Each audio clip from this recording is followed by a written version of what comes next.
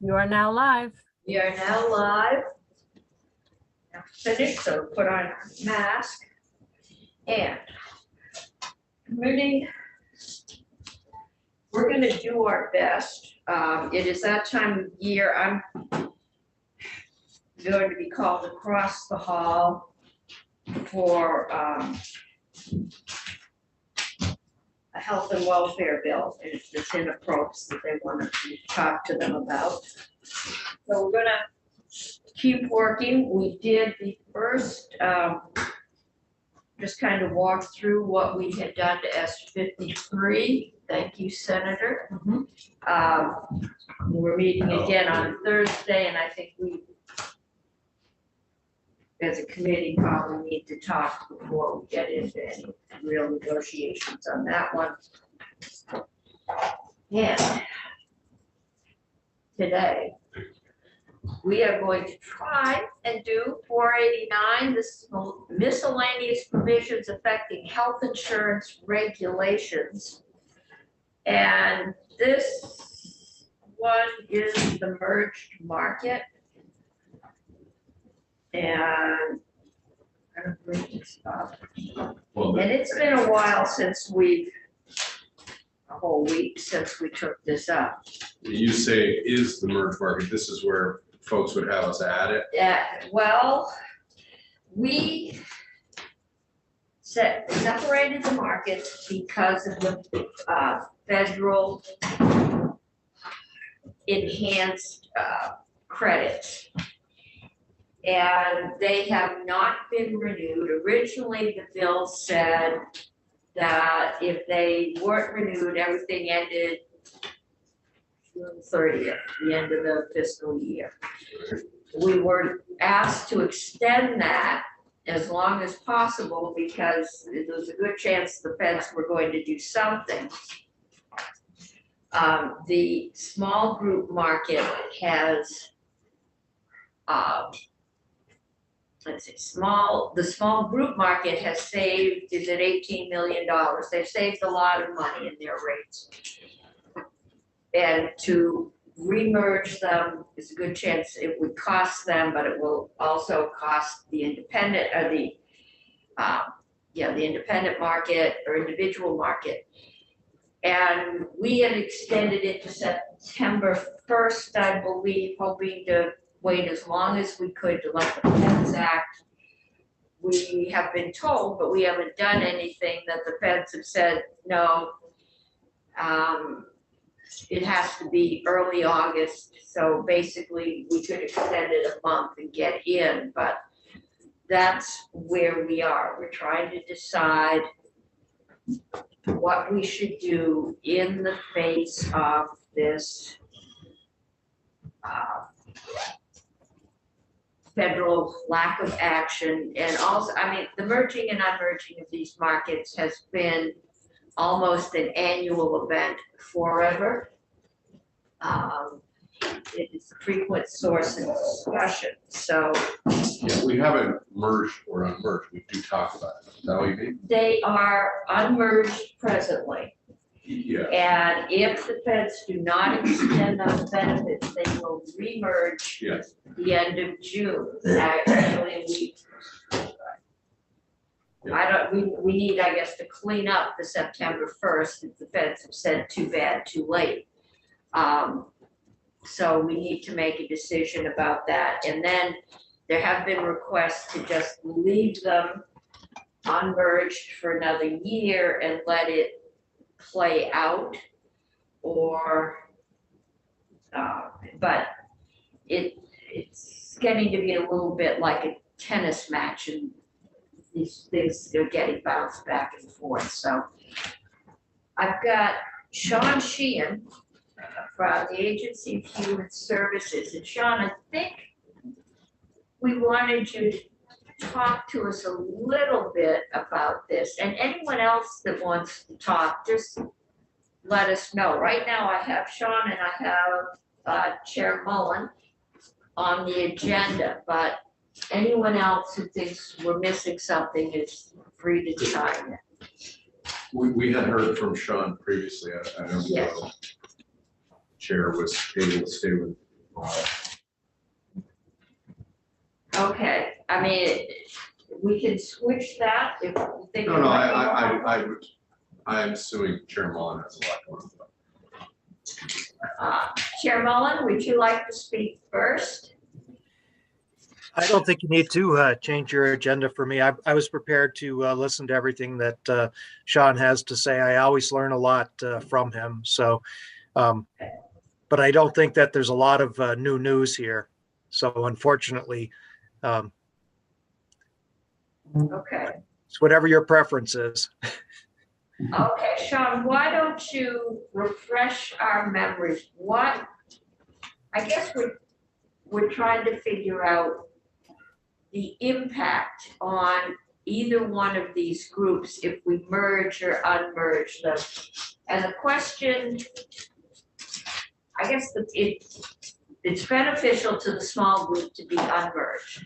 The question is, how much harm is being done to the individual group? And that's what I think we're struggling with.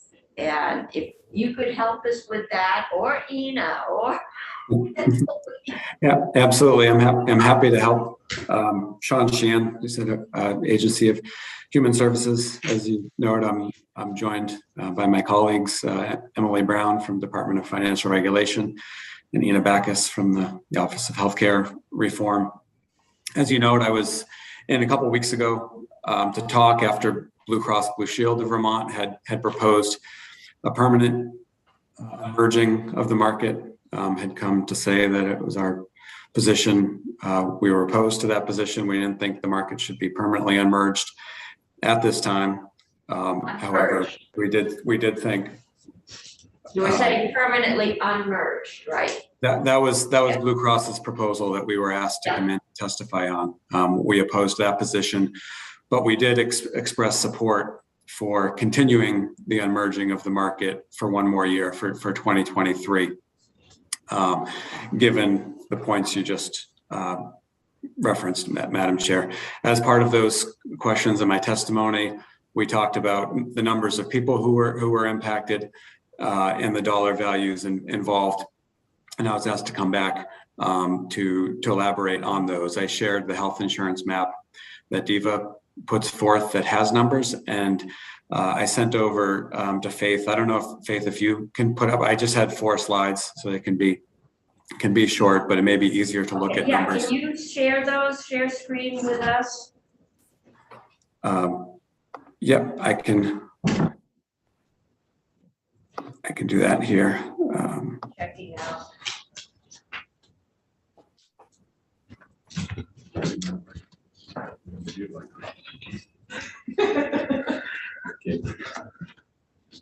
It's still throwing.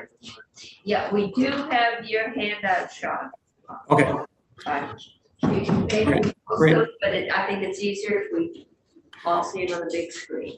Great. Yep. So I talked through these 4 slides, the analysis we talked about, and then we thought that that Ina would be able to explain the administration's position, which again is to add language to 489 to extend the markets being unmerged for 2023.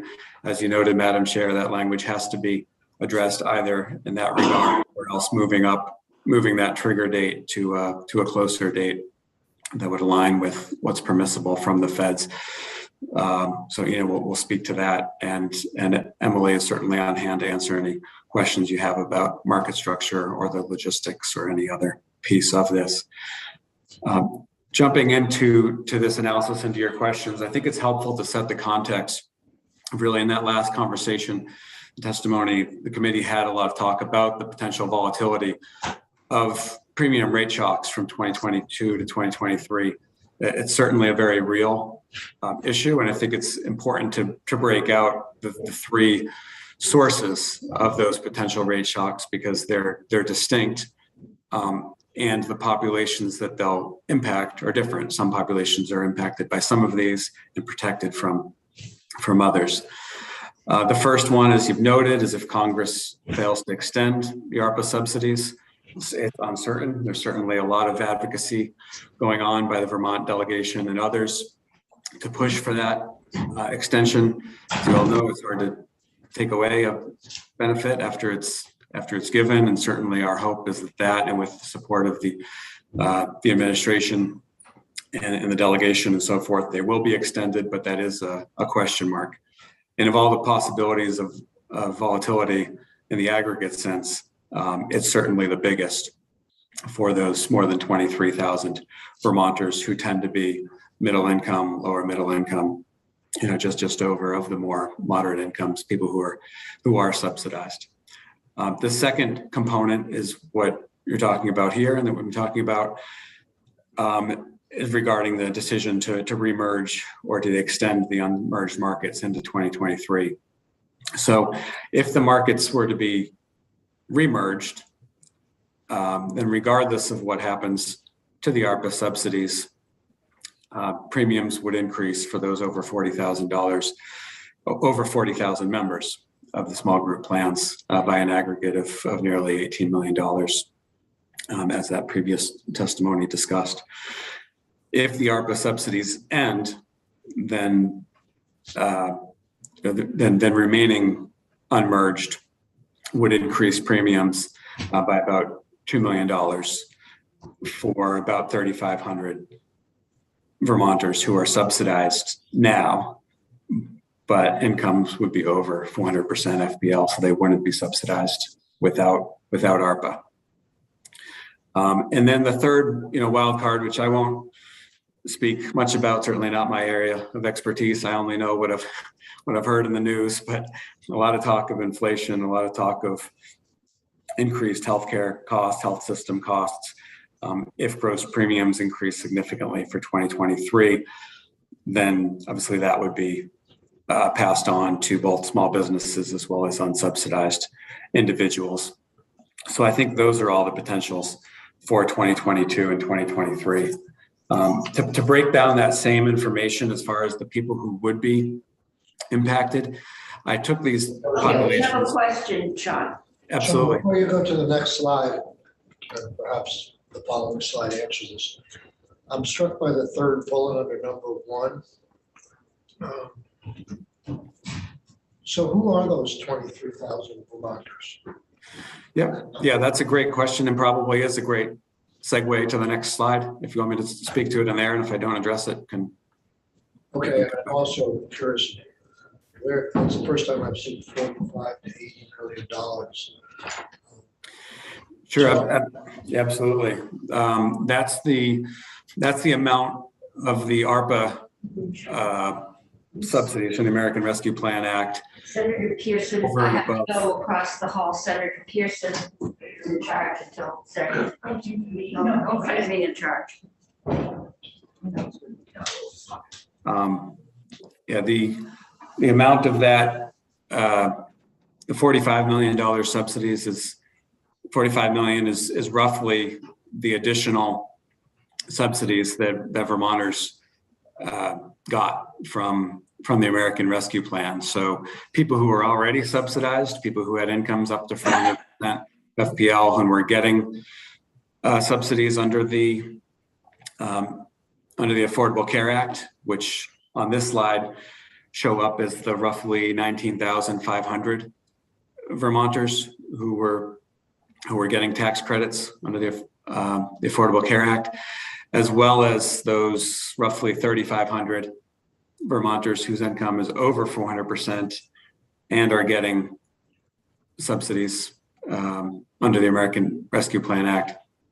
Together, those come out to about $45 million. The higher end, when we project for 2023, as you know, with the public health emergency coming to an end and the Medicaid redeterminations restarting, we expect many people whose incomes are too high to be on Medicaid, but by the public health emergency, they've been required to be kept on Medicaid for the last 2 years, to be coming back from Medicaid, some of them to be coming into the back into the marketplace, other people who come into the marketplace. So that's where that range, depending on the model and how many people come in, would be between $45 million and $80 million in tax credits that Vermonters receive from the American Rescue Plan Act subsidy structure compared to what they received just in the Affordable Care Act.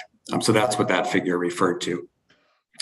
To your question about who are those 23,000 people, the bottom two rows here, as I guess I just referenced as well, are the people who are subsidized through the marketplace today in 2022. And again, as I mentioned, about 19,500 of them, still would be protected.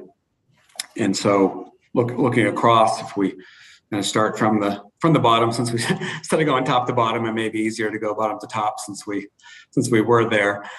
Looking at those factors, it's important to kind of get the distinction between who got a price shock from 21 to 22, and then what we're talking about, those three potential sources of shock from going from 22 to 23. So the people who were getting subsidies under the Affordable Care Act, they didn't get any price shock from 21 to 22. In fact, they were paying a lot less for the latter half of 21, and then 22 than they had been previously, thanks to those subsidies. If the markets stay unmerged or if they remerge, either way, that population is protected from increases due to the market structure because of those premium tax credits. Although if ARPA ends, they will pay more due to the lack of those additional tax credits, but they're not impacted by the decision on the market merger side. And they're also not impacted by any large rate increases because gross premiums don't impact what they pay. And again, that would be the most moderate, I'd say, income, most moderate income group, people being under 400% federal poverty. The second row from the bottom there, the roughly 3,500, those are the people who are getting the American Rescue Plan Act subsidies, but they wouldn't be getting subsidies under the Affordable Care Act. Their incomes tend to be relatively high, at least relative in the understanding that I think median income in Vermont is maybe low 300, 310 or so percent federal poverty level. So we're not talking about people who are rich, but we're talking about a family of four earning just over $100,000 would be what 400% of federal poverty level would be. Going up to 1,350% federal poverty level would be a family of four or family of any size earning nearly $300,000 get subsidies under the American Rescue Plan Act. So this population, they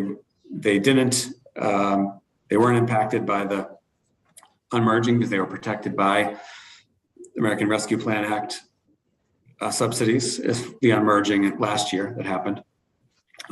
As we noted, if ARPA ends, this is the population that will only be protected if the markets remerge, this 3,500 people. So, Sean, can I just jump in and ask the small business and employees, you say they didn't get a price shock, but that's because the price shock is an upward trend. They saved a lot of money because we unmerged, right? So that's correct. That's correct. The savings here from 21 to 22, those ones that were the no, we're all saving a lot of money, both the individuals and the small business. So this is the price shock. Yeah, I think with the framing around the volatility. Yeah. And I think that's important because if we don't do anything, the market remerges. That's the folks that quote unquote lose, and while we protect everyone else. Well, that was the whole bargain, was those are the people that are going to benefit. And now it's a little strange to turn to us and say they're about to lose. I mean, that was the whole setup. So I wanted to just make sure that basically on that top line where in the blue you say no, and 2 columns over, if we remerge, you say yes, that there's some balance to those, right? That is not trivial. It's pretty much a 1-to-1 balance, if I recall. Yeah, the balance, right. And the balance was the one-on-one balance being if you're taking the $18 million, you give $18 million roughly to small business. You take that $18 million from individuals, and as noted, the federal government picked up, 12 million or more of that. In this case, same thing. If you could reverse that $18 million, take it from them, you're giving it back. Right, giving back 12 million to the federal government, giving the 6 million across. So that is correct. And I think from looking at here on the volatility, I think when we're looking at framing the discussion around, when you hit people, what their experience is. And I think part of the question last time was, it 6 million? Is it 2 million? What's the money we're talking about? And a lot of it, I think the distinction there with what Blue Cross was talking about, what the healthcare advocate was talking about, what others are talking about, it's different based on what you look at as your baseline. And so from here, where I think really it's important is the experiential volatility. And so what we wanted to get across by separating those two is note which people experienced the price shock from 2021 to 2022. Upward price shock. People never mind all the money they save, right? All the people who had been paying the Affordable Care Act and were happy to be having their premiums protected and not go higher from 2015 to 2020. That they'll still feel that price shock when they go back to paying what they were paying from 2015 to 2020. Because when they pay a different amount from December 21 to 22, and 22 to 23. So that's what we're trying to get at here. We're talking about volatility. What are the price shocks that are going to impact Vermont consumers based on what they're used to in their experience living? And so going up from there with the marketplace unknown and the marketplace not subsidy eligible and the direct enroll, these next 3 columns, rows, the second through fourth rows there are people, as you see, they're relatively small, but together those second through fifth rows constitute the roughly 11,000, just over 11,000 Vermonters who are unsubsidized in the individual market. And we talk a lot about those 11,000 individuals, but it's important to break them out here in 4 different rows, because even though they're small in numbers, their experience is different. And so you have the 5,600 people who were direct enrolled and are direct enrolled as of this January. So they've experienced the price shock this past January from what they paid in their December premiums to what they paid in January due to the unmerging. They paid the higher rates being on the individual market. In addition, people who were in the marketplace, about 800 people, just under 800 people who was incomes would typically be too high, generally over 820% federal poverty level as an individual, or over 1,400% as a family. They also, even though they were in the marketplace, they also paid higher premiums because they weren't getting subsidies. And then there's an additional 1,640 who were also paying higher premiums because they don't get subsidies through the marketplace, although they never turned in their financial information. So some of those 1,600, may be getting their refund back at tax time because they're enrolled through the marketplace. They may be eligible, and when they file their federal taxes, they may get money back. But at least what they pay every month, they experienced a price shock from December of 21 to this past January.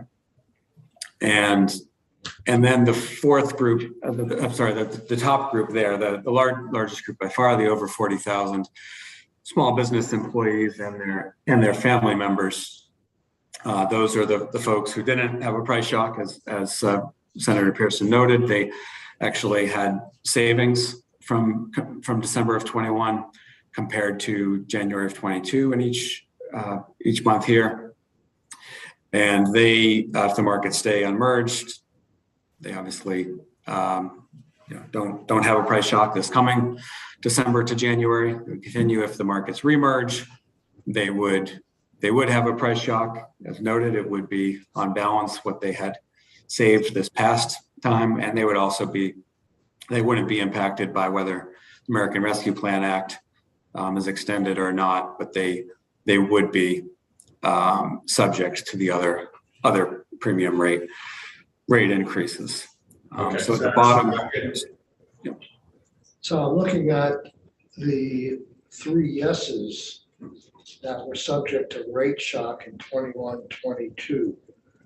I don't know if you were around, but did you realize by what we did that was going to happen to those, it looks like 8,000 individual Vermonters, that they were going to see their premiums rise?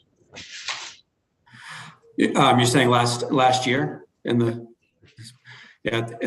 test last year in the testimony, and I think when these were being considered by the legislature, we certainly spoke to the factors that individuals would be and wouldn't be protected by from the unmerging.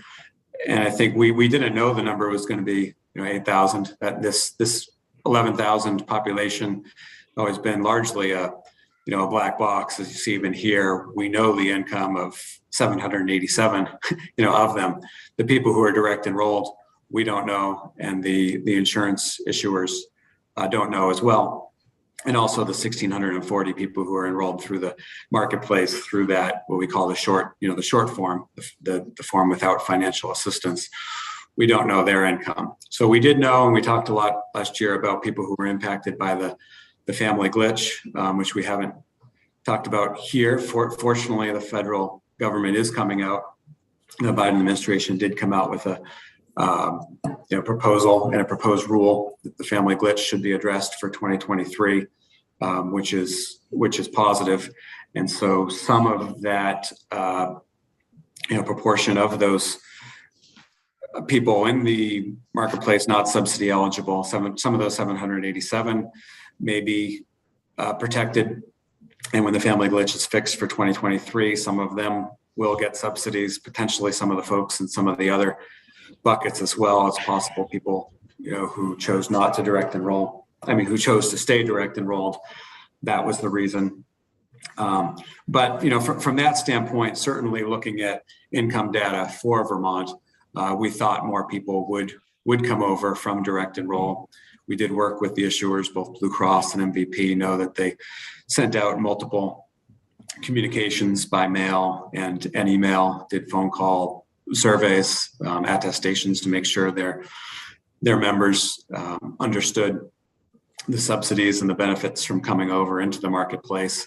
And they did get a couple thousand to move over. And as we noted there, the 5,600 did not. So that's so the short answer is we knew there would be people who wouldn't be protected. We discussed that last year. We didn't know what the numbers were. Now we know what the numbers are. So let me see if I can summarize the choices in front of us, because it's a little bit confusing. If ARPA is extended and they do it and then there's a timeline, but setting the timeline aside, basically our policy currently is if ARPA extends, then we'll stay unmerged, and that would be wonderful. If ARPA is not extended, either by policy or in time, then our decisions are between the 2 columns just to the right of the blue, correct? Does that represent Or no. Yeah, that, Well, that right, represents- but then there's the third column, if ARPA ends. So what I'm trying to understand is our choice between a $2 million price tag or an $18 million price tag or a $45 million price tag, because that one, you know, those are pretty stark.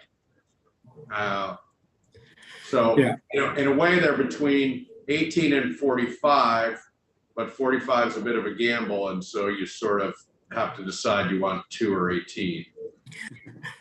Yeah, I think to make it a little bit simpler there, I mean, I think the 45 million is there as a reference point, I think, for a big, to remember that Vermonters are going to feel that, but that's not, that 45 million isn't going to be impacted by your decision here today about, you know, merging or unmerging.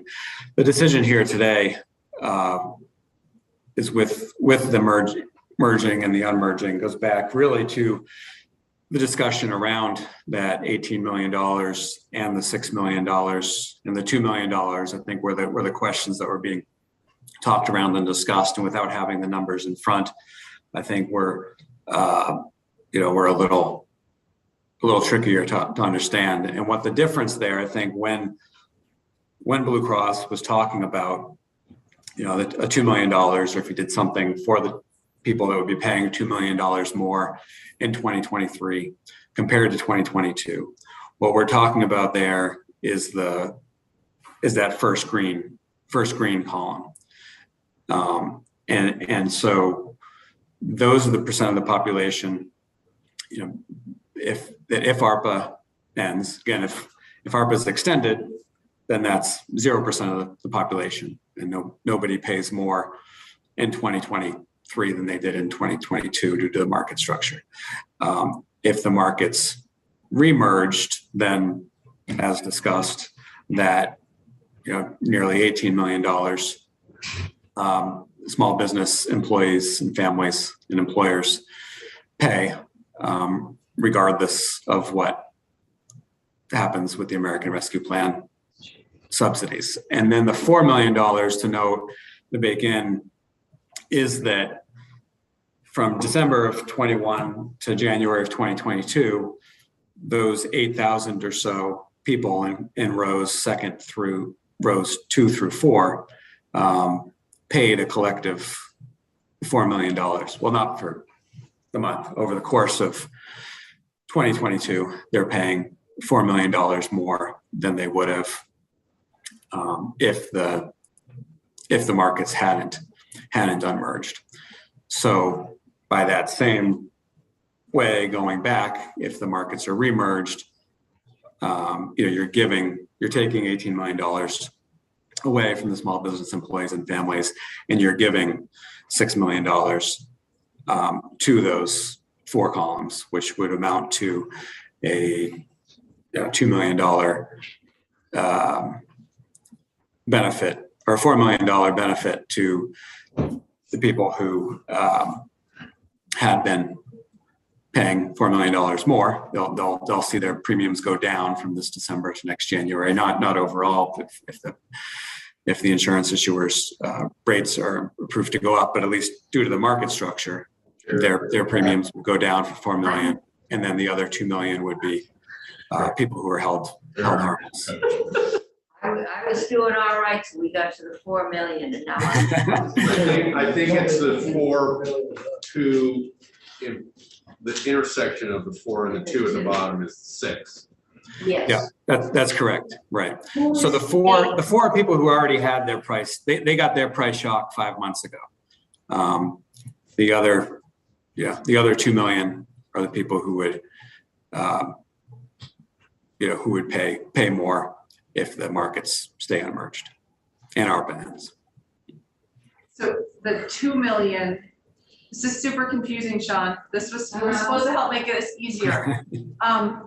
The 2 million is that the row of getting ARPA, APTC, but not ACA. The 3,500 people that if ARPA ends, you have if ARPA ends in 2 columns. If we stay unmerged, it would cost those 3,500 people $2 million. Is that right? That's correct. Okay, so the net number is 2 million, not 6 million, because the 4 million has already happened. Is that right? The 4 million, right, and framing in terms of the price shock, they already, right, they experienced their price shock in January. Now they're continuing to pay more, but we're looking here at volatility framed around which of these factors. So Okay. that's correct. So Okay, looking so at the that's fair. green. So now I understand where the 6 million comes from. Yep. So do you have, you being AHS, have a proposal to make up that $6 million if we stay unmerged?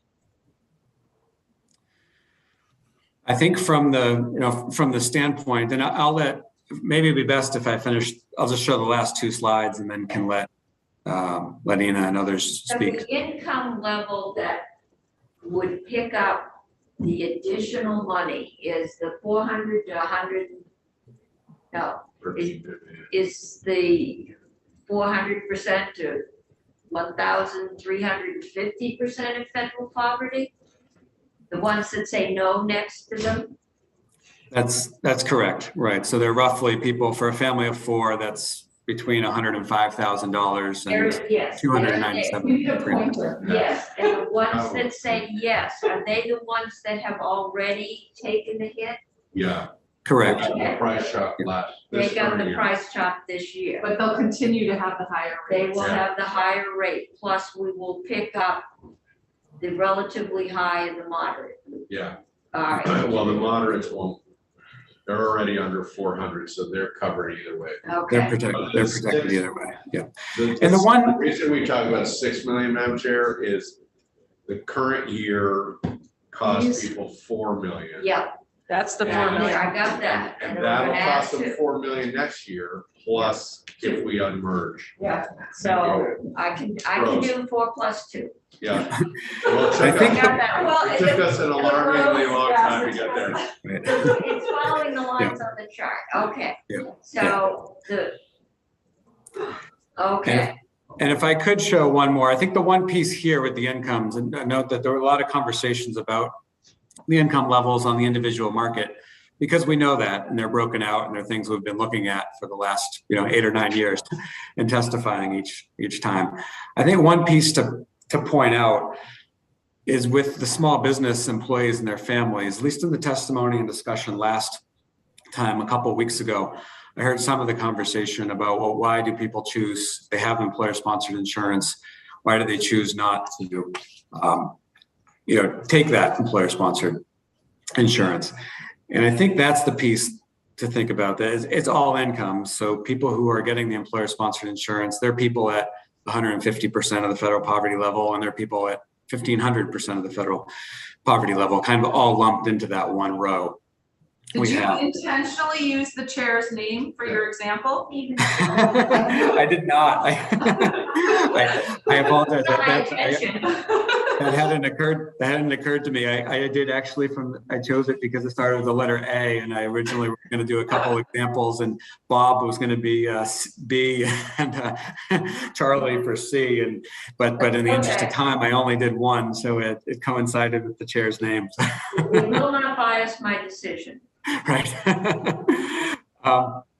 And so just wanted to paint a picture that, again, in addition to the incomes being all over the map on the employer-sponsored insurance side, also the structure in which employers pay is very, very different. So you have a lot of times nonprofits or maybe municipalities might be paying, 100% or 80%, 75% of the premium, leaving the employee to pay 0% or 20%, 25%. And in other cases, they would only give a small stipend, a dollar value, or maybe they would pay half. I think a lot of times the for-profits, businesses would pay half, the employee pay the other half. A lot of times they wouldn't pay anything towards the family. So you have the whole mix there. But just looking at very kind of simple scenario and the way it works is that if an employer said that their employee could choose any one of the 26 Blue Cross or MVP health plans, available, and that they're going to contribute half of the premium and the employee is going to contribute the other half. And say you have Ann earns $35,000 per year. If she chose the Blue Cross Standard Gold plan, that costs about $741. And so that would be 13% of her income. She would be paying that for $370 toward the cost of her premium, and with the markets being unmerged.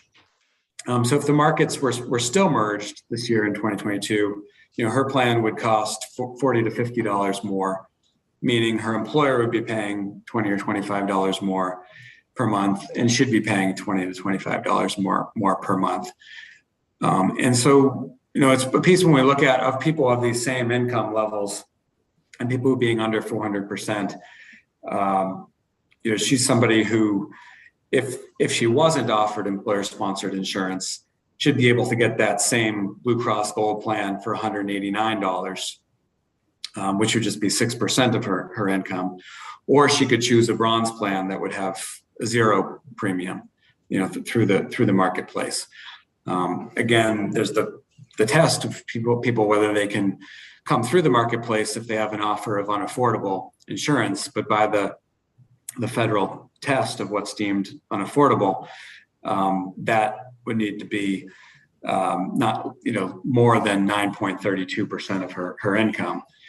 And because she could get a bronze plan for 8.7% of her income, her employer-sponsored insurance is deemed affordable, even though that plan that she could get in the marketplace if she didn't have ESI would cost 6% of her income. And even with her employer's contribution, she's still paying 13% of her own toward it. And I think that's part of what we're looking at when we looked with this year's Vermont Household Health Insurance Survey. And this is the last slide I had, just to end on the simple one, was that it was alarming to see that for businesses with employees 2 to 9 employees in the business, the uninsured rate ticked up to 11%. Just in the context for that, and the state's 3% rate, there's very few demographics that reach double digits. We've done a tremendous job as a state. I think thanks to all of you as legislators, thanks to our partners through the assisters that are helping people in person to sign up, getting the word out. We found that whether people are low income qualifying for Medicaid, whether they're middle income, whether they're high income, those uninsured rates stay low for all those demographics, 5%, whether they're male, whether they're female, even looking by race. I think Black Vermonters uninsured rates about 5 or 6%, as it is with Latino Vermonters. Clearly, there's health equity issues there. We can do better in a lot of these, by race, by ethnicity, by other pieces. But and I think Native American Vermonters are at 9%, the highest of any ethnicity. We can do a lot of work there, but still we're not reaching double digits. Even young Vermonters, the young invincibles, we got down under 10% this year for the first time, down to 8%, which had been 18% a decade ago. So to see small businesses, the uninsured rate going up into the double digits, is a piece that I think we really need to pay attention to. Not suggesting that this is the only solution there. I think when all the chips fall, and I think maybe this gets back to the question you asked before about what we do going forward. Once we find out if the American Rescue Plan Act is extended for a few years or whether it's not going to be extended, I think that will allow all of us as policymakers, both in the administration, in the legislature, so forth, to go back and Green Mountain Care Board to see what we can do for affordability long-term and to help all of these groups. But I think really the American Rescue Plan piece has been a big question mark, but looking for where we stand now and what the 2021 Household Health Insurance Survey shows, it shows that the small business employees are uninsured, unlike any other group. Okay, Sean, just make sure I'm understanding this correctly. The reason you think this may be going up is because it costs more for Ann to pay for the employer insurance than somebody that made her the same income that could go on to the exchange. She can't go on to the exchange because her employer offers an insurance plan.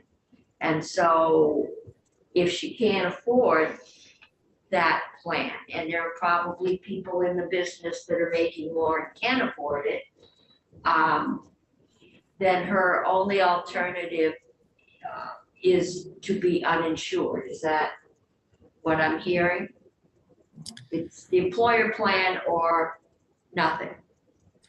Right. Yeah. I mean, it should be allowed to come into the marketplace and buy an unsubsidized plan, but right, clearly that would be worse for her than, taking whatever her employer gives her. And I think, to be clear, that's a situation that's not unique to small business employers. It's also large business employers who have a offer of employer-sponsored insurance. It's the same litmus test that they face for what they pay. But what we see here in the household health insurance survey is that it's particularly those smallest businesses that have the highest uninsured rate. And all the reasons for that are, I'm sure more work, more research needs to be done. But we do know that people of moderate and lower, people with middle income and lower middle income have been protected for the last nearly a decade by the Affordable Care Act subsidies if they don't have an offer of health insurance. If they are paying for their health insurance, contributing toward their health insurance through their employer, whether it be a large employer, whether it be the state, whether it be a small employer, anybody, and they're paying a percentage of their premiums, like most of us do who buy employer-sponsored insurance, they're paying more and more as those premiums go up. They're not protected like folks in the marketplace are. Okay. Any questions at this point, committee?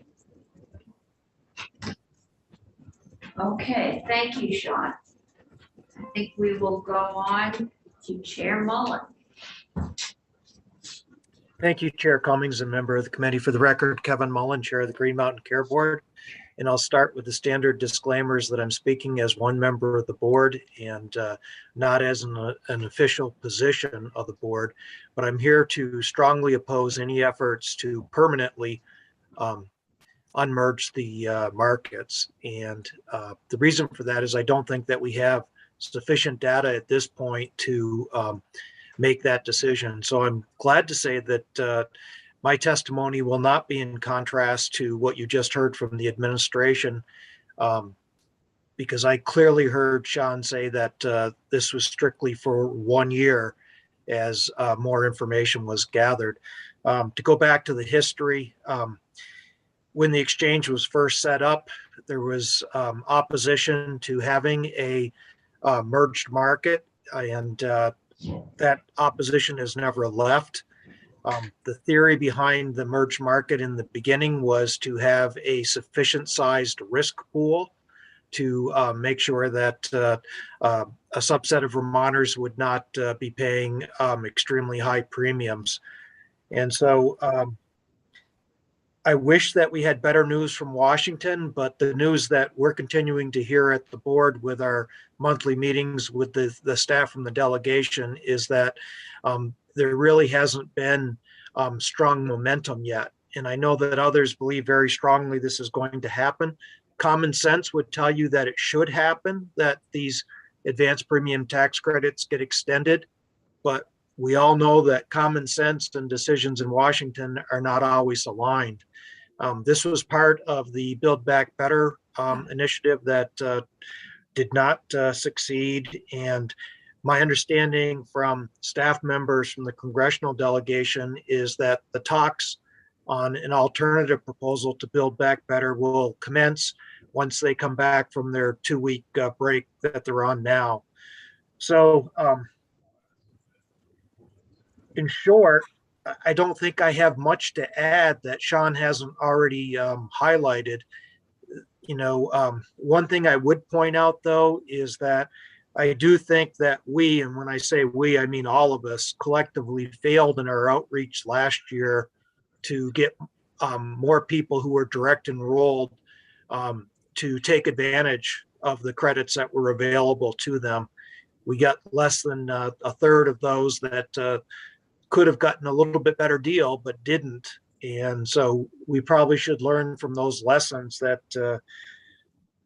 I know it wasn't for a lack of trying. The healthcare advocate, the Green Mountain Care Board, legislators, members of the administration, I all heard them talking about encouraging Vermonters to really shop last year. And unfortunately, some just made it easy and just kept doing what they had always done. So that's a lesson that we should learn from that. And again, there'll be winners and losers to any decisions that you make.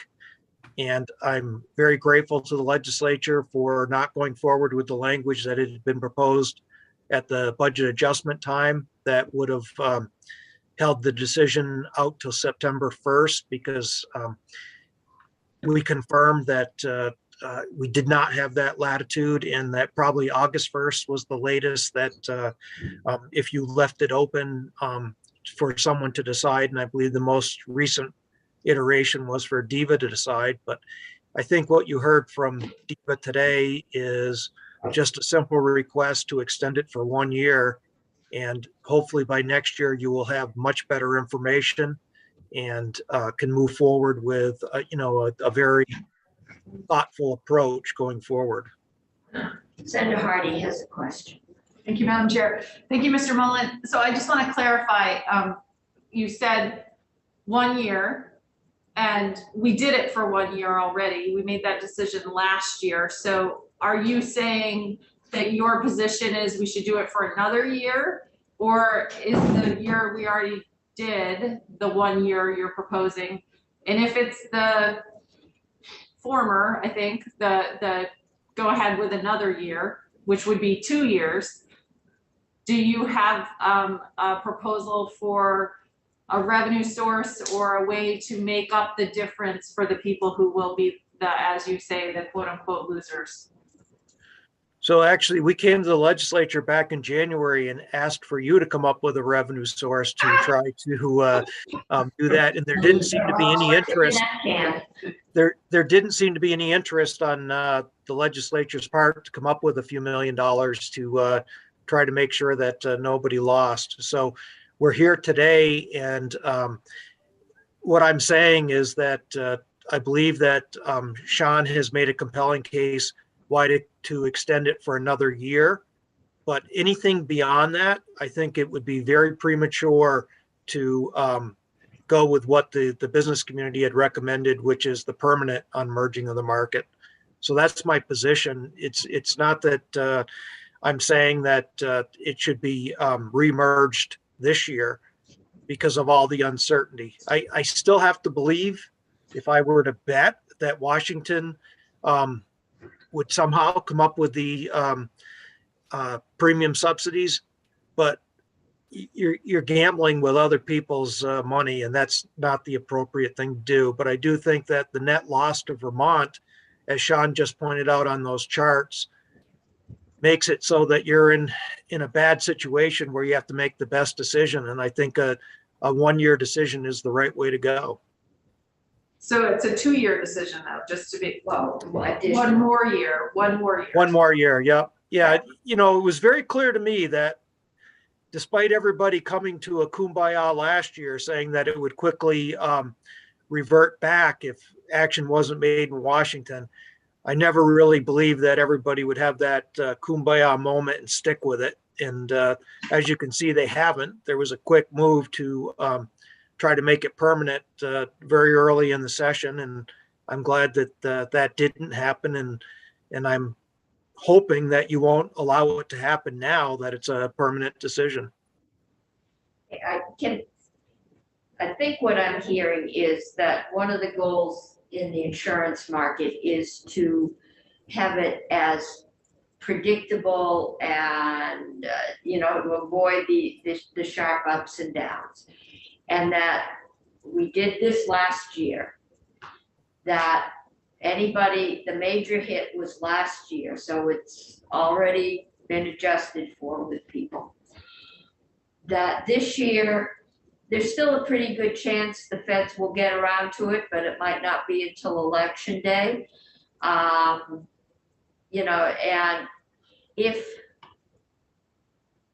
we remerge the markets and then the feds come through, we would have people saying, I should have, would have, could have if I'd known. Yep. And, but that because we don't know, it's best to just extend this 1 year, let the current situation ride. And then once we get a sense of what the federal government is likely to do, hopefully we'll know that a year from now, maybe not, but that would be the time to make a more permanent decision. Correct. When you have all the facts and all the information, that would be the time. And that's a pretty good summary. And I would just say, though, that if the federal government does at the beginning of the summer extend those premium tax credits, there's still an opportunity to try to encourage that 5,000 group of Vermonters that they still should be looking and not just direct enrolling. So we still have the opportunity, if the federal government does extend it, to try to get some more Vermonters with savings. We need to get a former football star to appear on the Hallmark Channel every 3 minutes to encourage that. So If you're talking about the Medicare Advantage ads, I wish those would be banned. okay, Senator Hardy. Oh no, I saw Senator Sorokin, and then you. Welcome, Chairman Mullen. Good to see you. Great to see you. And so hypothetically, and this wasn't too long ago, a reality for me, hypothetically, a year from now, if we were in the same situation where the feds haven't given us any guidance, would you be in here saying extend it for yet another year? Because we know that in the next year, maybe we'll get an answer? No, I would say that if the feds do not extend the advanced premium tax credits, that we should remerge the markets. Okay. But if there's just too much uncertainty right now to make an intelligent decision. Well, I just recall last year, I think I would have not voted the way I had done if I wasn't assured that these would be remerged at this point, regardless of what the conditions were. That was the commitment that was made.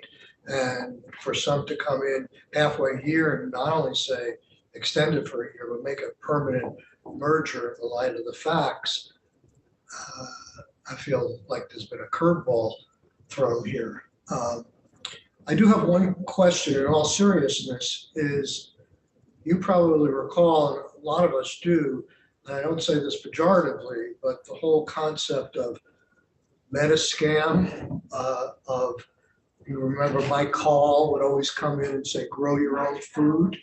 So somehow taxing the group of people that are going to benefit from the result of raising that money to put it toward offsetting the loss of the people who are going to be hurt here for another year extension. Is there any way you can think of in the healthcare arena where this group of business people who stands to gain $18 million could come up with $2 million to offset the loss to the people? They make $16 million and at the same time hold these people, keep these people whole. I don't know. Well, the only thing that I could think of, Senator, would be really a premium tax on a select group, and you'd have to check whether or not that is even legal. But at this point in your session, I don't know how you'd ever get all that fleshed out in time to do it. But that's the only thing that I can think of, similar to the way that we raise dollars to basically launch Vital, and we did basically a claims tax. And actually, those are the two ideas that I was thinking about. I didn't know whether there's legality to it or cross subsidization, or whether you could say this particular group of people in the marketplace will have a surtax to help offset the cost, but I'm not sure that. But just to give you the flip side of that argument, Senator, what the business community will say is that they've been paying a premium for years to subsidize the individual market. So it's all depending on the perspective that you're looking at it from and where you fall on that.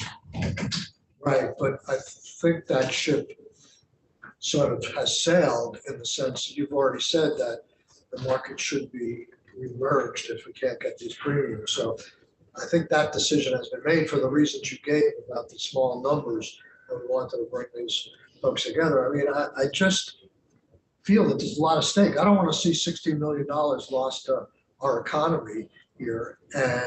But it does seem that instead of when they came in and say, don't remerge, or you came in early and said, find a funding source, I don't think the question has ever been asked of the people who are going to gain from this proposal. You find a funding source. Okay. I think the responsibility of finding a funding source is us. I disagree. And so we can do that.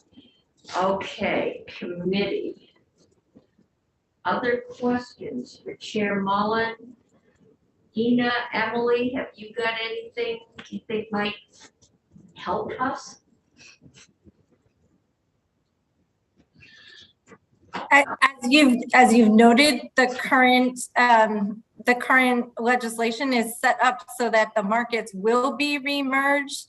That was planned because at the time we thought that we would have the information about the subsidies.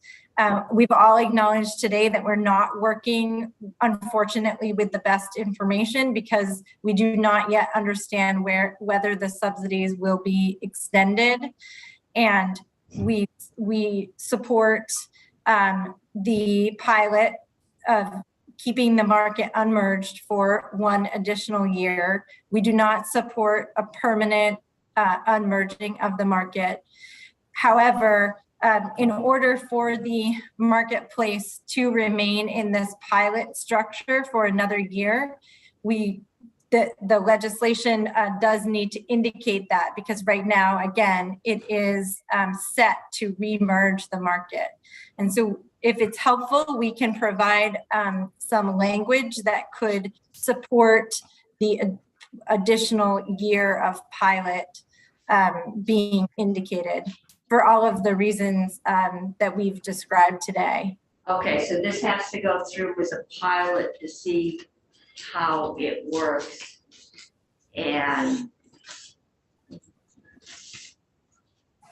okay, I'm sure we can find. First, we have to decide what we want to do. Then we can get language. Committee, any questions for any of the witnesses? Senator Pearson. I have a question for Chair Mullen, and I had to step out, so forgive me if you covered this, but it is very nice to see you, sir. It's always been true that if we unmerge the market, it would be cheaper for small businesses. That's always, I've been here since we've merged them. We unmerged them, we've merged them very in the beginning, then we had a few years, and now we're back trying to maximize the benefit. So if we were just looking at the cost of small business, we would unmerge. That's always been clear. You've sort of would have us take this middle ground of temporarily leave it unmerged for a year. But you've been clear that you wouldn't have that be permanent. In your opinion, what's the risk of unmerging? I mean, and I'll just say that my hesitation is we're setting it up for a guarantee to come back to this conversation, and the hope that it's gonna be clear a year from now, I think is not well grounded. And so just help me articulate, if somebody asks me, why wouldn't we unmerge it more permanently? I think the answer is it's a risk to individuals, but could you expand on that a little bit? Sure. So in insurance, you have the concept of the size of the risk pool. And from the very beginning of the history of this legislation, the belief was that in order to have a size for the risk pool that wouldn't create some real fluctuations for the individual market, that it should be a merged market. And that goes back to the very beginning of the exchange product here in Vermont. So the risk is if you permanently unmerge, that there's going to be larger fluctuations in the individual market, and that you're going to see price shocks. And so we did talk about it while you were out of the room, and basically nothing has changed in the ensuing years to go away from that original decision about the merged market. The only thing that has changed in those years is the enhanced premium tax credits, where we would have left a lot of money on the table if we hadn't unmerged the markets last year. And so in my mind, you're going to have a harder fight next year. If you permanently unmerge them and the credits aren't extended, it's going to be tougher for you to remerge it in the future. Whereas if you just do it as a 1-year extension while you're waiting for the federal government to make their decision, I think that makes more sense. I agree with you. I thought there was a deal last year that, this was going to go back. But on the same token, everybody thought that there would be a decision one way or the other by the federal government about what the future of the advanced premium tax credits would be by now. And here we are still sitting here almost May, and there's been no movement in Washington. So the risk we're taking is if we remerge them and then the feds extend those credits, that there's going to be a lot of unhappiness because people are paying a lot more. We're leaving money on the table. Yep. And there will be some very unhappy people. So if we extend it, there is a risk that the big hit came to the individual market this year, that it will increase, but not as exponentially as last year. And then when they get extended, they will get the benefit of the extended credits. They might even increase them. So we're gonna have a lot of people very unhappy with us if we remerge them now and the tax credits get extended. And that's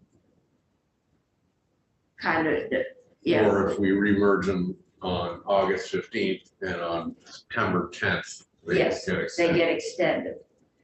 So the advice is people have adjusted to the shock. Some people never even bothered to take advantage of the tax credits. Let it ride for another year. Let the feds decide what they're going to do. And then once we have a better sense of that, and that may well have something to do with balances after the off-year election, as to where it's going to go. And Emily, I see your hand up. Yes, thank you. Emily Brown, Department of Financial Regulation. I just wanted an opportunity to speak to the process that happens when a state decides to unmerge or merge. I don't want to interrupt your train of thought, but I just thought it would be important to speak to that at this time. Reality is always helpful. So Okay, great. we just say merge or unmerge like it just happens when we speak. Right, exactly. Right. So last year, when the decision was made to unmerge the markets, the Department of Financial Regulation was charged with submitting the request to CMS.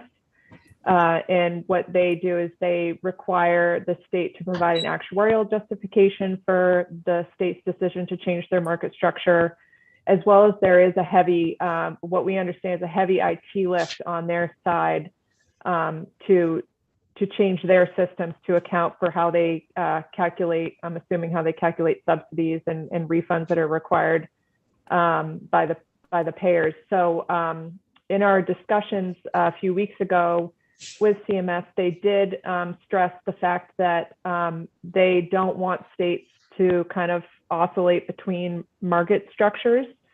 They want to encourage states to pick a permanent structure and stay with that. So while we have changed it once, and I think it was an opportunity that couldn't be missed, I think it is important, not only for the points that were mentioned by Sean and Chair Mullen, but for the federal process as well, to make sure that the next time we are requesting a change, it's a permanent change.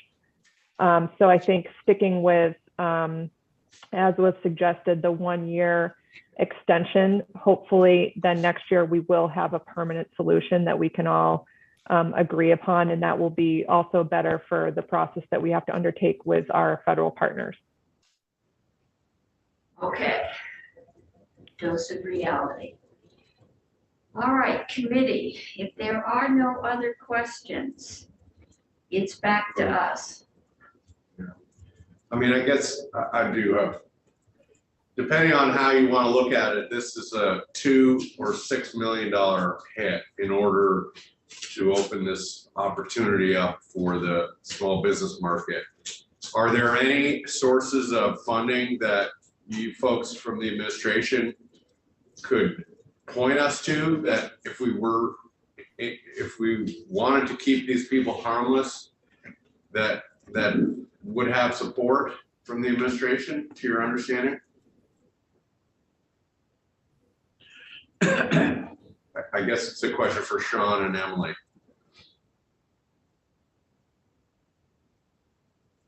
I'm hearing definitely. I don't have any suggestion at this time. I think we may have missed the boat with one-time funding. Yeah, I think, I mean, I think as Chair Mullen said, you know, there's the options. I think we'd have to speak to this council, ask, yeah, with Jenna, we talked to the legal side, what, you know, what's permissible, what's legal within the regulations as far as, you know, taxing and refunding back a certain group. I think I'd defer really to the, you know, the board on that too, as far as whether with both the board and on the Ledge Council about, could you even mandate that the insurance issuers, you know, cut a check, refund check. We all got refunds from our car insurance and health insurance during the pandemic when they were underutilizing care and people weren't driving as much. You know, how does that look? But I think you'd have to define who it is you're trying to target. Are you trying to target the 3,500 people, the 11,000 people, you know, who is it there? And I think, you know, one thing to note on that as well, I think I certainly agree with Chair Mullen that all of us, we should look at what we can, what we did as far as promotion, as far as reaching out to get more people to come over from direct enroll to the marketplace. I know DEVA has continued to meet on a regular basis with Blue Cross and with MVP, hearing from Blue Cross and MVP about the conversations they've had. As we've talked to them about it, for the reasons why people didn't come over, I think is informative and will instruct future outreach. But that aside, I think it's important to note that if ARPA was extended today, and even with that, the trigger language being September 1st or August 1st, you know, whatever is permissible with the board and with the feds, and was extended, you know, those people who are paying $4 million more, assuming they're still not eligible for the subsidies, they're still going to be paying $4 million more in 2023. And so I think that's really where that $2 million and $18 million pivot on this question come. Certainly, if you're looking at down the road about how to help more people who are unsubsidized, those are some of those longer term questions, or a lot of policy options. But I think there's a reference to the testimony before. So many of those questions come down to whether the American Rescue Plan is extended for another 5 years or permanent long-term versus not, because as all of you have been having in discussions with the administration and the board in past years, there were efforts to look at, can we subsidize people who are over 400%, to get rid of that cliff with a state subsidy. And certainly those options are out there, but standing up a state subsidy structure, even a targeted one, has a substantial administrative cost and a lot of work for standing that up, in addition to a lot of state dollars. So to do so when that longer term lay of the land is unclear, one would be really hard to do at this time for 2023 on that rush. But even to invest that much, and if you choose the wrong lane about whether the American Rescue Plan Act is going to be extended or not, it leads the potential for that to be a waste of funds there too, which I think is really where the recommendation was. I think, as Chair Mullen said, is continue to do the outreach, get as many people to come over for the rest of this year to the marketplace to save money if they're not already in the marketplace being subsidized. And then once we have a understanding about whether, with the federal legislation that was talking about extending it for 5 years or more, goes or not, then we at least know where we're going to be for the foreseeable future and can look at what's the best state policies going forward. Senator Sarati, you have a question. I do. So was it the $2 million, was that the impact on 3,500 people, or was that a lesser number in your chart? Yeah, the $2 million was the amount that the 3,500 people would have been paying. Essentially, yeah, if the markets were merged and there was no ARPA to protect them, if the markets were unmerged and there was no ARPA to protect them, they would have been paying $2 million more. So they saved $2 million because of ARPA. So what's the math on that? If you divide the 3,000 into 2 million, how much more a year are those people paying the premiums on average? 600. I think the monthly premium was, when we looked at that example, I think last in the testimony a couple weeks ago, I want to say it was under $100 a month was the swing. Yeah, it was $57.14. Oh, thank you, Chair. So about $700 a year. But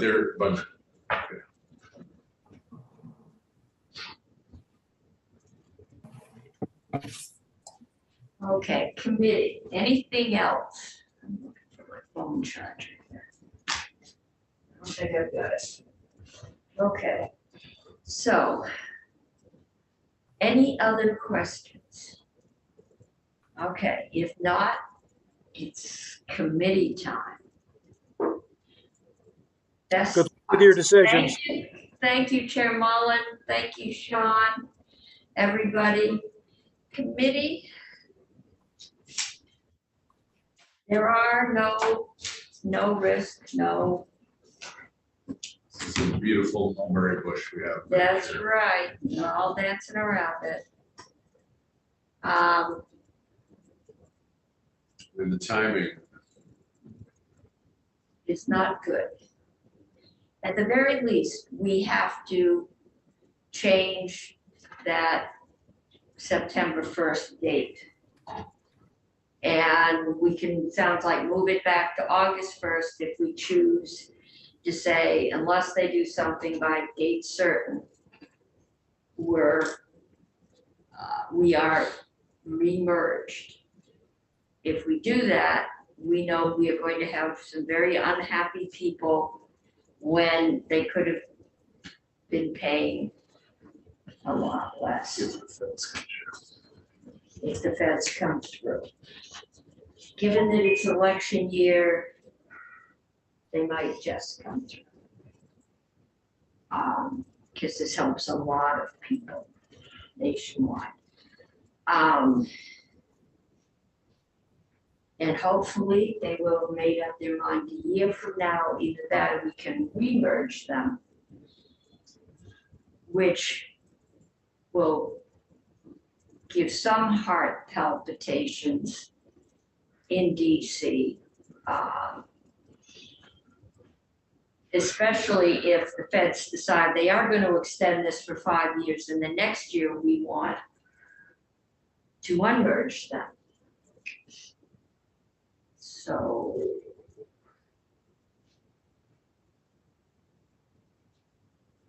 Madam Chair, you don't want me to ask my usual question.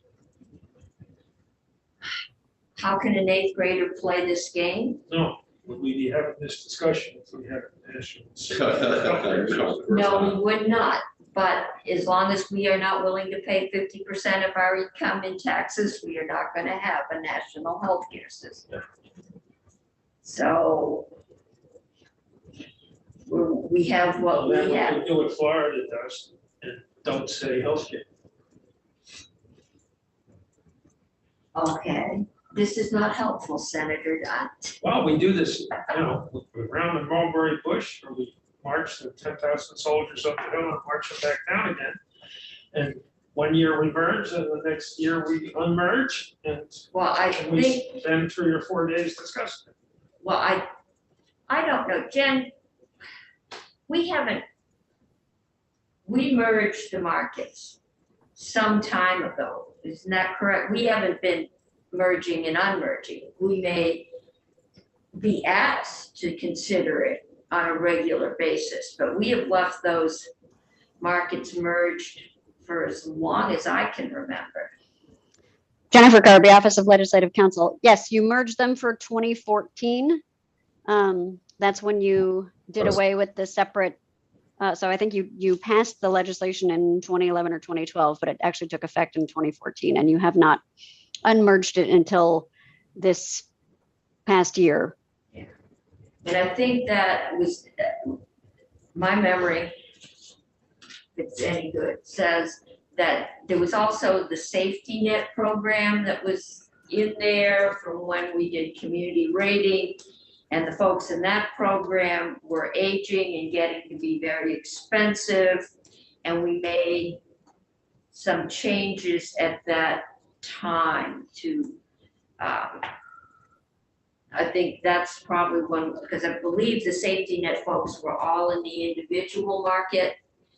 And I think they were, but I think the safety net program went away before that. before that, This change when you merged the market was when the ACA passed and the Okay. exchange was starting. yeah, we haven't really been merging and unmerging, but I think what I heard is there's a limit to the patience of DC, and that if we keep merging and unmerging, they just might say no. And we'll be stuck. Right. So you had gone from merge to currently you're unmerged. And I think what you're hearing from the administration is concern about merging and then wanting to unmerge again. And that exactly as you said, Senator, somewhere in there, the feds are going to say no. Well, that's the likely scenario that we're facing, right? Yes, In terms of if we merge now, and everybody's saying they're gonna come back, have faith, then we're gonna unmerge again.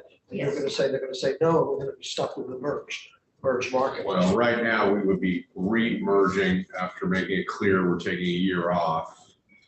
So maybe they'd be forgiving, but yes, after that, if we come back. Sorry, I cut you off, Senator Sharp. No, I- guess I heard what Emily said. Yeah. And by my calculation, the step where we're gonna be cut off is when we wanna merge again. Or, What about the thing that's on my mind, Jen, and I'm curious what you think. Let's say we do leave it unmerged for one more year, and then next January we come back and we have a little more certainty. So people say, okay, well, let's figure out how to leave it unmerged, but hold those people harmless. And then you can just hear it. Oh, well, that's very complicated. There's no way we could possibly do that.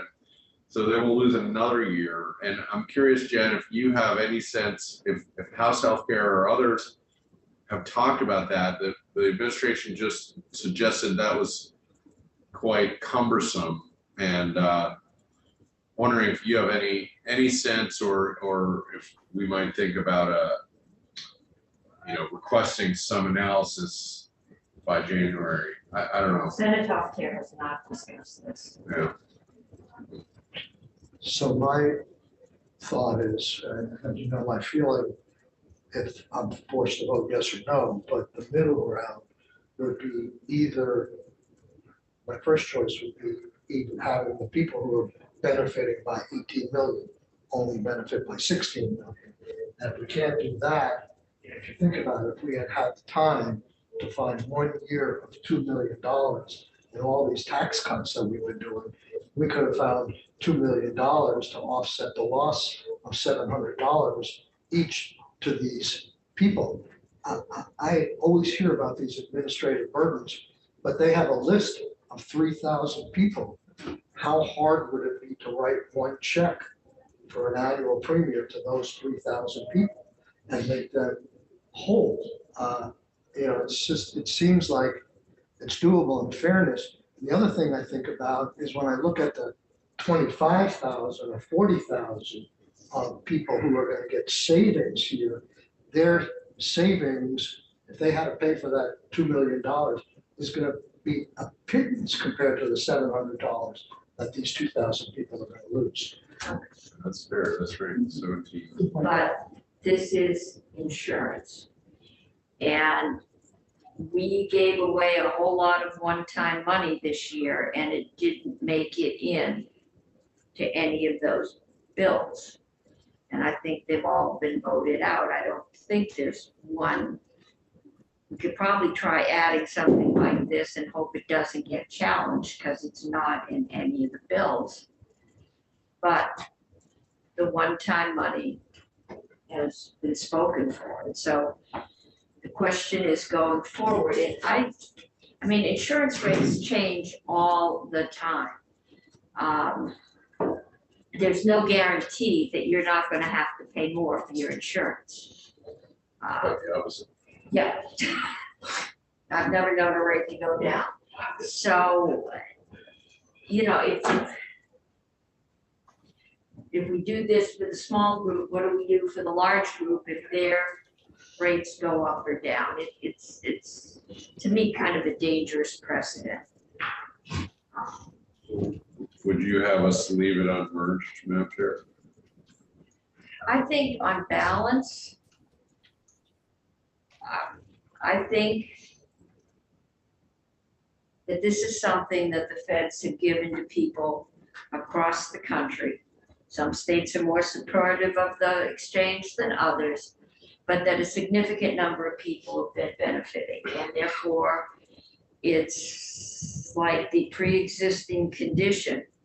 It's going to be hard for the feds to take it away.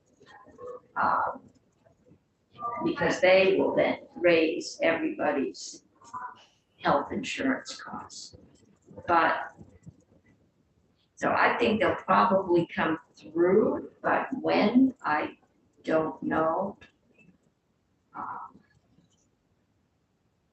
As I said, a large number of people are paying more in the individual market than going to the exchange, and we don't know why. Probably because they've had that same carrier for years and they like them, and inertia is a very powerful force. So I don't know. We are giving a lot of these people tax credits, but I don't know. It is. crows from this room.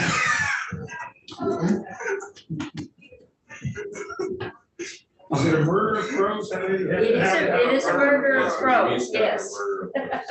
And this is if you can or cannot murder the murder of crows. Sorry. Oh, and somebody has a great grapevine. All right. Moment of levity. Now back to moment of misery. Committee, straw poll, thumbs up or thumbs down. We continue the unmerged market for another year. Down, one up. I'm gonna do the up. I tend towards inertia.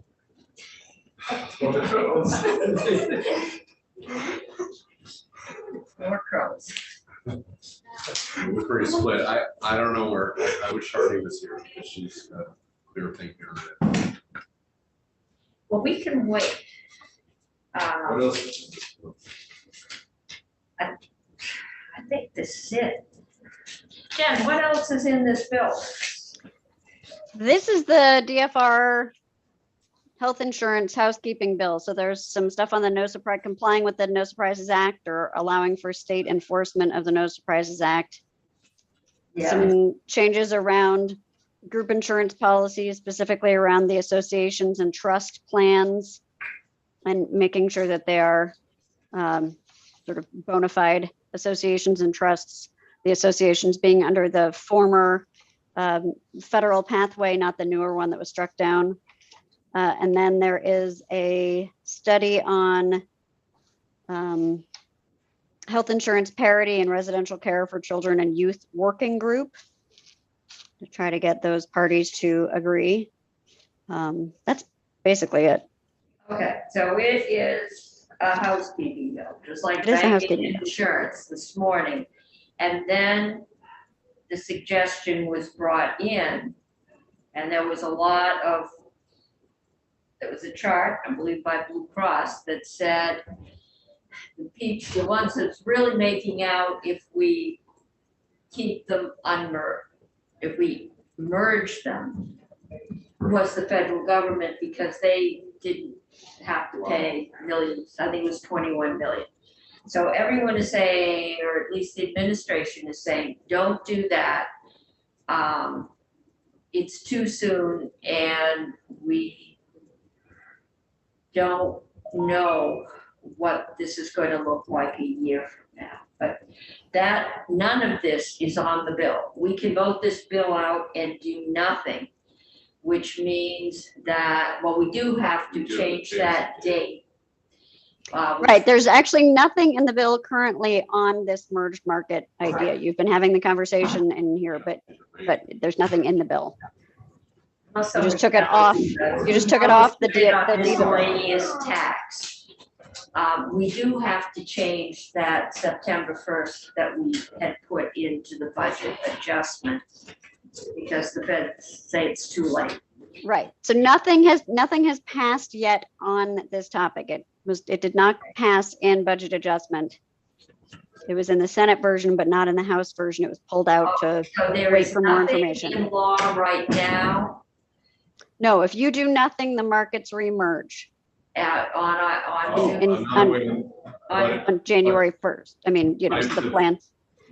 I'm sorry, but this is important. I hadn't realized. If the feds get themselves together by July and extend the premium tax credit benefit bonus, then we haven't, unless we make some change, our feelings about September 1 are just memories. There's no, we wouldn't be taking advantage of that. Right, you have not, there's nothing in the law currently that extends the unmerged market beyond the end of this plan year, which ends on December 31st. So there's nothing that allows plans to be sold in an unmerged market for plan year 23 unless you take action. That's important.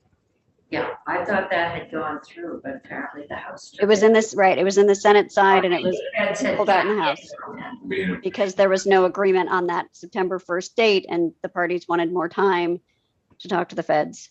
Yeah, We have now done that. okay. So by the time we got through the work and gotten back, the feds said September 1st doesn't work. The latest we could extend it to is August 1st, but if they change it in October, we've got the same situation. and the back and forth is a problem. Yes. Yeah. So the easiest thing is to extend the pilot for 1 year and then make the nasty decisions. Along with reaching out and helping those folks that are in that individual, what is it, self-enroll market, that they would do a lot better if they signed up on the exchange.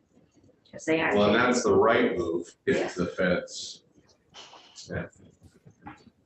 Well, it's the right move even if they don't, because these folks are missing some of them. I don't know.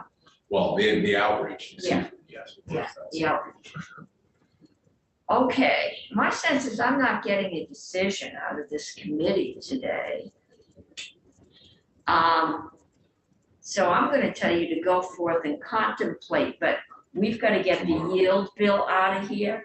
Cause that is going to be, I think, another very difficult bill and a difficult one to conference unless we don't do what I think we might do.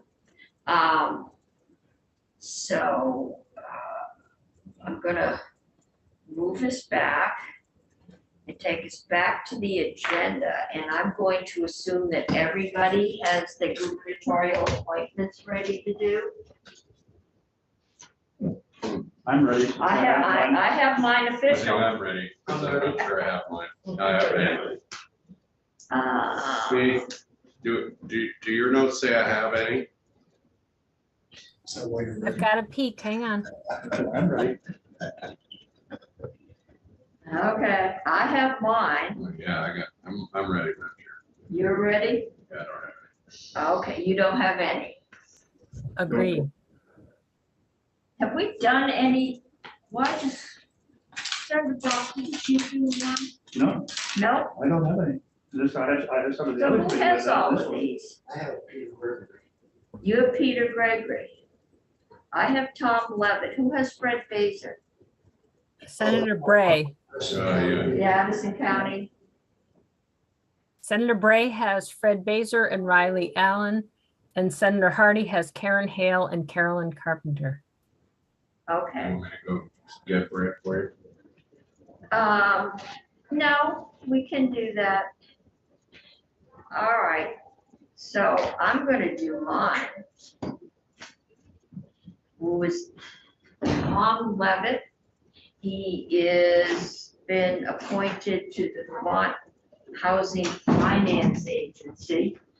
Senator Hardy, we are doing, we failed to reach a decision. Oh, darn. Surprise. So we are taking a mental break and doing gubernatorial appointments. I've got two of those. Just All one, right, good. yeah, just one note, we realized actually the September 1st thing Yeah, is not in law anywhere. right. It did not So- make it So through. even if the feds came through tomorrow, we'd have to act to take advantage of that. Just, that was news to me. Oh, yeah, I think I knew that. We never passed anything. We talked about it a lot. but We never- put We it in did. budget adjustment. It went out, the House didn't agree. Oh, So we wrote a letter and asked to have it put in budget adjustment. got it. Okay. Okay, so anyway, I've got Tom Levitt to the Vermont Housing Finance Agency. Tom is the president of Northfield Savings Bank, which is one of the few community banks still left in Vermont. They are very community oriented and very active.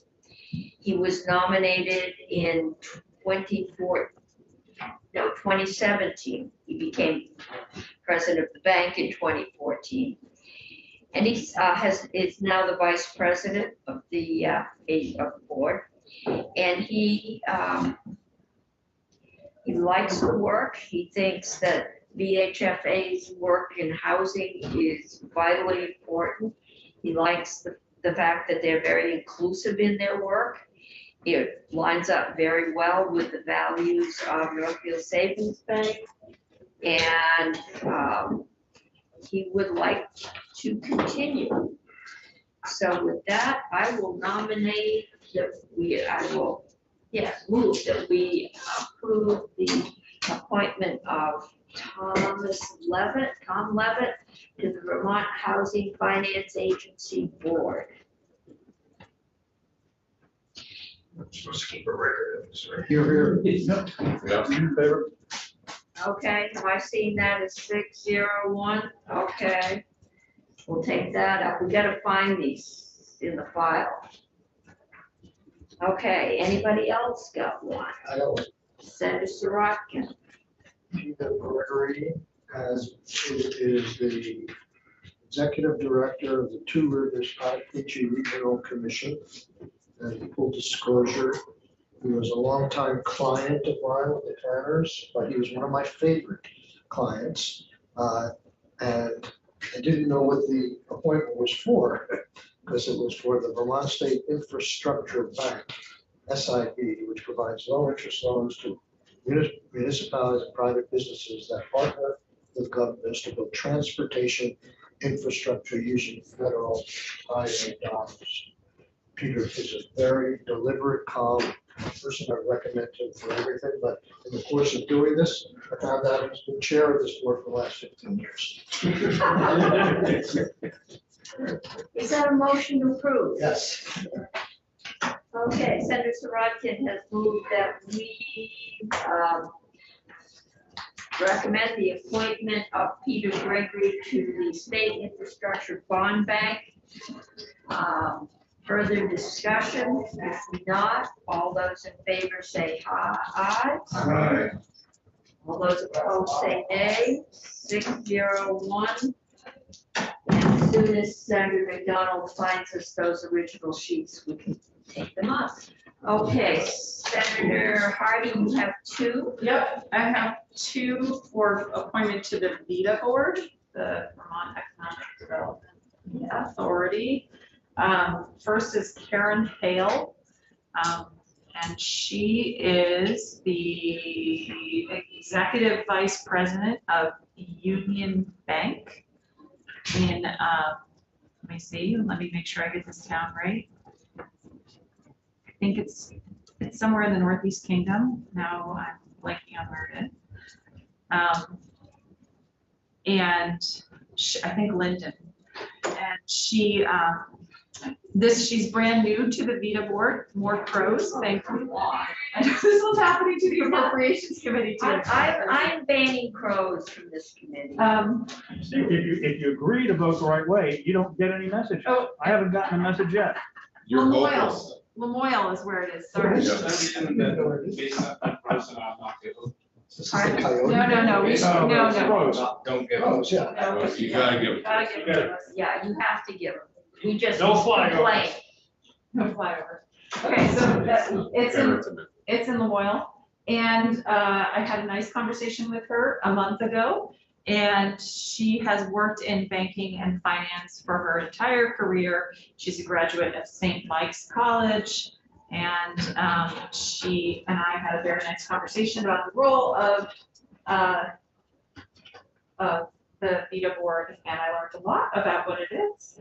And yes, I would recommend her approval, and I will do the other one as well, Caroline Carpenter, who I've actually known for almost 20 years. She has kids that are the same age as my kids. She's the president of the National Bank of Middlebury.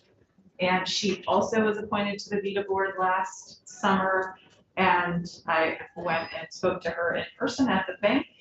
And she is also has had a long career in banking and is the first woman president of the National Bank of Middlebury. And she's excellent. And she talked to me about a lot about also the role of VITA and whether or not what VITA's role in now I'm blanking on the word. Sorry, I'm thinking of the bill I just did. Economic development? And economic development, but also financing new projects and investing in new projects. And I'll think of the word after I've done talking about it. But both of them were excellent and eager to contribute to VITA. I would definitely recommend them. Okay, They're so both new appointments. They're both new appointments. Yeah, they were appointed last summer. the first is a motion to approve Karen Hale's Hale. appointment to the Vermont, I think it's to recommend to the Senate to approve. Right. Yes. Okay. Further discussion on Karen Hale's appointment to the Vermont DeVita, Vermont Economic Development Association. Not all those in favor say aye. Aye. Opposed say no. 601, and now that's motion to recommend to the Senate to approve the nomination of Caroline Carpenter to the Vermont Economic Development Association Board. Is there further discussion? If not, all those in favor say aye. Aye. Opposed say no. Okay, that carries, and we will all take them upstairs. And that is 601 on all of them. And I assume that Senator Bray has Fred Baser and Riley Allen. Correct. Carol Carpenter. Should I just see if he's ready? You can check with him, yeah. Senator Cummings? Yes, Faith.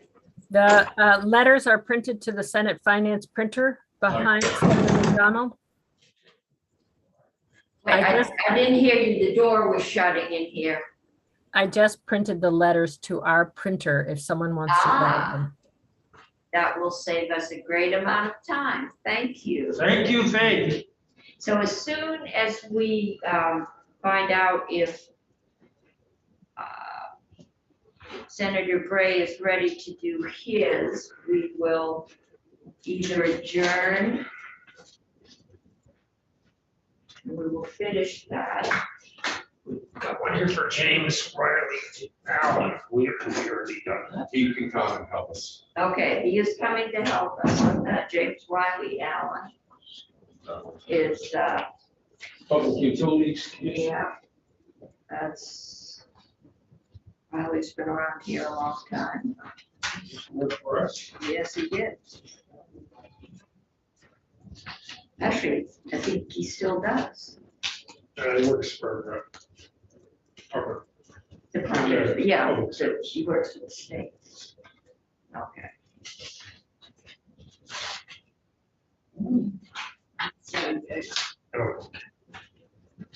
K-A-R-Y. Yes.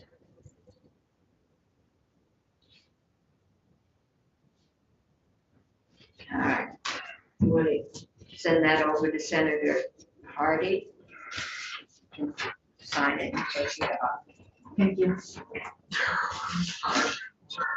Thank you. Blank page. Blank page. Casper, that really does. Tom Levitt, okay. Casper's brother.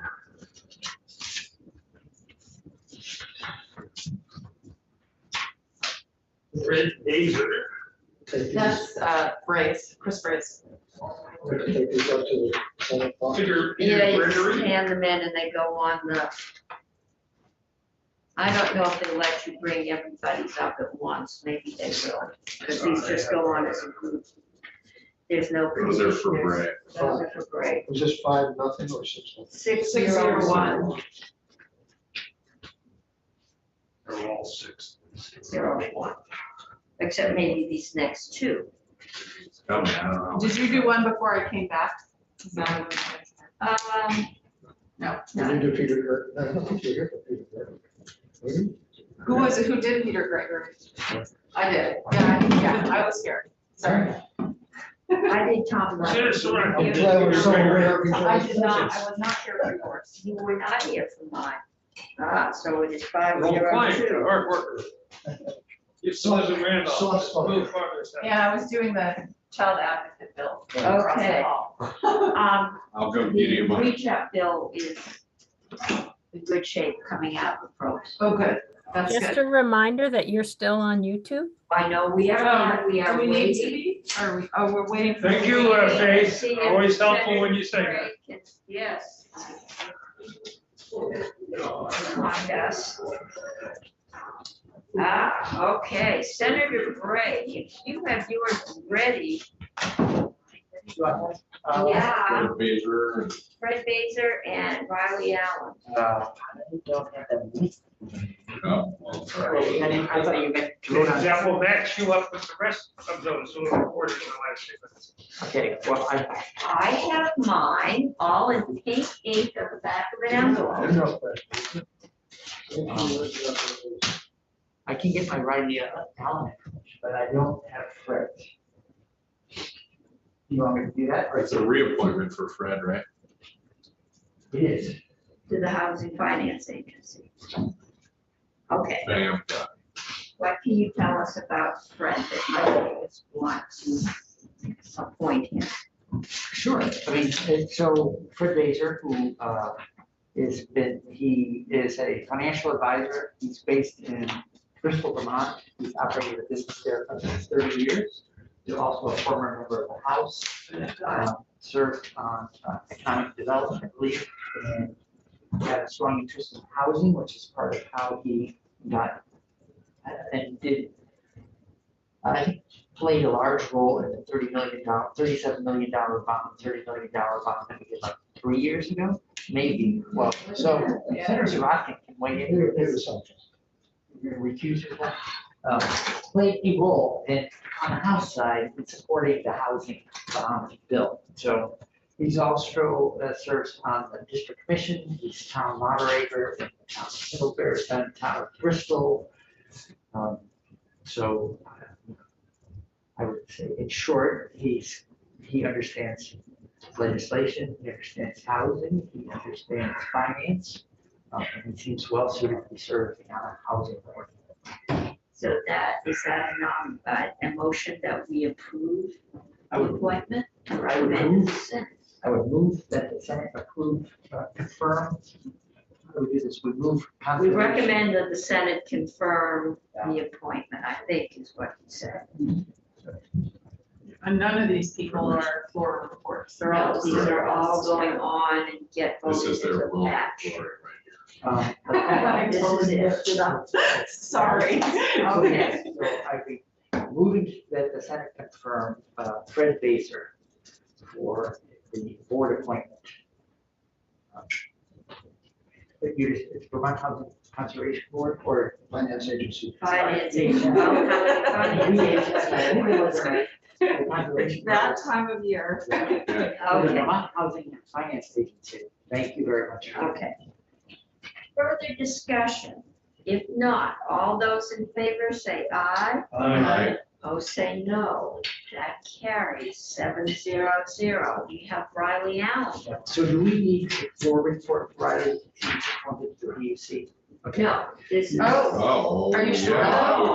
Yeah, Yes, you might we actually, should. yeah. Right, so, So we should have Riley in to talk to us, if it's gonna be a floor report, that's right. Yeah. Okay, so Faith, you can see if Riley can come in to talk to us some afternoon, we'll get that one done Does too. he still work for the department? How is he doing the phone? Well, he's not appointed yet, probably. Yeah, he's not appointed yet. I think he's on. Oh, maybe, Yeah. yeah, maybe. Yeah, you he don't is, have to or wait maybe for he's not confirmation hired for from that. the department. He We must- left the yeah. department. It's a job. Yeah. Yeah, it's a job. He left the Okay. department. Okay, so, I do have his resume, so, but, right, also, we had to leave.